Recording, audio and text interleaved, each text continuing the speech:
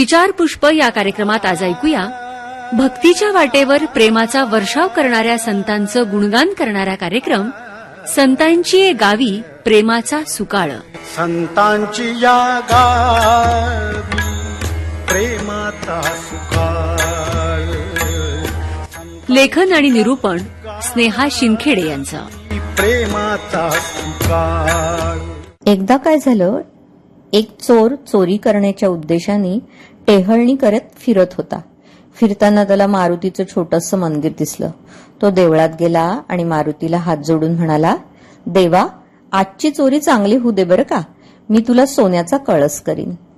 हा दृष्टांत ऐकला वाचला की आपल्याला हसू येतं. खरं म्हणजे न, ही गोष्ट अंतर्मुख करणारी आहे. प्रपंचामधल्या कधीही न संपणाऱ्या अडचणी घेऊन आपण देवाच्या दारात उभं असतो. ती देवघेव असते. नोकरी, व्यवसाय, मुलंबाळं, प्रपंच आणि नफा यांच्याशिवाय दोन हात एक मस्तक घेऊन जाणारा एखादाच रांगेत उभा असतो. परमेश्वर जेव्हा त्याने दिलेलं शरीर, आपतं, पैसा, आरोग्य सगळं एका क्षणात परत घेतो, तेव्हा कळतं की मी असं कोणीच नाहीये. माणूस जेव्हा अंतर्बाह्य कंगाल होतो ना, तेव्हा त्याला कळतं जीवनाची झोळी भरणारा कोणी वेगळाच आहे. शरीराची खोळ आणि हातामधली झोळी सुद्धा त्याचीच आहे. माझं असं काय आहे बरं? त्यांनी मृत्यूचा नजराणा पाठवला तर पालखीत बसून जाण्याशिवाय पर्याय कोणता आहे? परंतु हे कळायला देखील संचित लागतं ना. आत बाहेरून पूर्ण रिकामं व्हायला आणि ते टिकायला त्याचीच मर्जी हवी. असा क्षण जेव्हा आयुष्यात येतो, तेव्हा तो पकडून जेव्हा माणूस त्या सृष्टीकर्त्या विधात्यासमोर जाऊन उभा राहतो, तेव्हा त्याला शरणांगताला निराकारातून साकार रूप देणारे स्वामी समर्थ असं म्हणतात. भिवू नकोस, मी तुझ्या पाठीशी आहे. समर्थांचं हे वाक्य वेद वाक्य आहे. या वाक्यामध्ये अवघा परमार्थ सामावलेला आहे. माणूस जेव्हा संचितामुळे, परिस्थितीमुळे, अचानक हरवून गेलेल्या आधार देणाऱ्या जवळच्या माणसांमुळे विकलांग होतो ना, तेव्हा त्या शक्तीची जाणीव त्याच्या हृदयामध्ये उमटते. अशा वेळी तो ह्या आईला हृदयामधून हाक मारतो, स्वामी समर्था माझे आई, मजला ठाव द्यावा पायी. आणि ती आई त्याला प्रेमाने हृदयाशी धरते. या जवळकीमुळे त्याला जगण्याचं भान त्याचं नाहीसं होतं आणि त्या शक्तीचे धागे दोरे जे असतात ते त्याला खेचू लागतात. चांगले गुण आत्मसात केल्यावर समाजात वावरणं काही सोपं नसतं.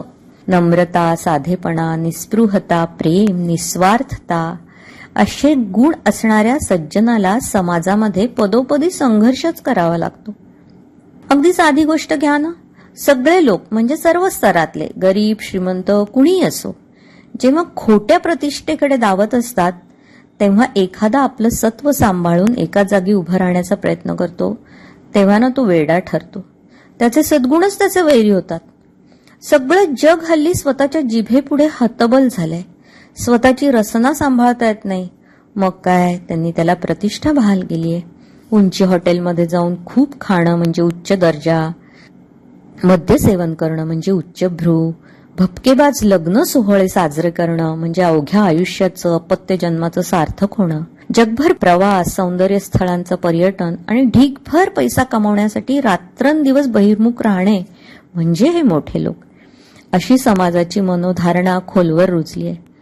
यामधली निरर्थकता ज्याला कळते ना, तो यात रमत नाही. असा माणूस आपोआप वर्तुळाबाहेर फेकला जातो. अशा वेळी काय खरं, काय खोटं, काय सत्य, काय मिथ्य, आपण जी जगण्याची वाट निवडली आहे ती बरोबर आहे की चूक आहे? समाज आपल्याला हसतोय, उपहास करतोय, तेव्हा ही वाट बदलायची की काय? अशा द्वंद्वामध्ये जेव्हा माणूस सापडतो, तेव्हा स्वामी समर्थ म्हणतात, भिवू नकोस, मी आहे ना तुझ्या पाठीशी, मी पाठीशी आहे तुझ्या. अंधारलेल्या वाटेवर सज्जनांच्या पुढे प्रकाशाचा कंदील घेऊन मार्ग दाखवणारे स्वामींचं हे वाक्य आहे. आजच्या काळातही समर्थांकडे जाताना मनाने रित्ते होऊन गेलो तर हाडाच्या खांबांवर उभ्या असलेल्या या शरीरातल्या योगेश्वराचं दर्शन ते घडवून देतात. मीपणाची झोळी घेऊन त्यांच्या दारात जाणाऱ्याला मात्र रीतच परतावं लागतं, हे तेवढंच खरंय. अंतर्बाह्य पालट हे समर्थ कृपेचं वैशिष्ट्य आहे. फक्त काळ अनुकूल होण्यासाठी आपली उपासना ही तीव्र अशी झाली पाहिजे.